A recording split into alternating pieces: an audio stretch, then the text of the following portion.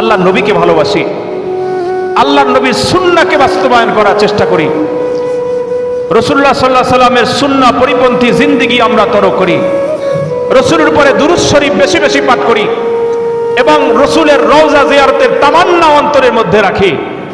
চাহে তো খোদা একদিন আপনাকে লাব্বাইক লাব্বাইক বলে আল্লাহ তাআলার দরবারে পৌঁছায়া দিবেন, কাবা বাইতুল্লাহ জিয়ারতের তৌফিক দান করবেন। আর যদি আল্লাহ রাসূলের মহব্বত অন্তরের মধ্যে না থাকে তো দুর্গা পূজায় তো মুসলমানরা যাবেই। এই যে বয়ান হয়েছে, গেছে না গেছে, আপনারা কি মনে করেন যায় না?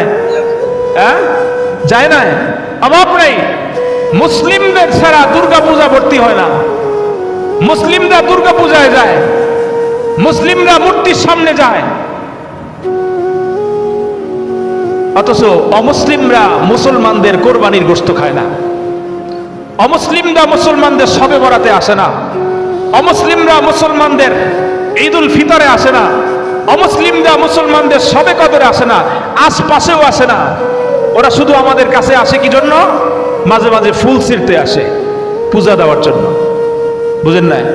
আর আমরা যাই ওদের ওই পেশাদ খাওয়ার জন্য। এই মান নিয়ে যদি রাসূলের কাছে উপস্থিত হন তাহলে খবর আছে। আল্লাহ তাআলা আমাদেরকে সাচ্চা পাক্কা কামেল মুমিন মুসলমান হওয়ার তৌফিক দান করেন। ওয়া মা আলাইনা ইল্লাল বালাগ। যারা সুন্নাত পড়ি না 4 রাকাত ক্বাবলা জুমা সুন্নাত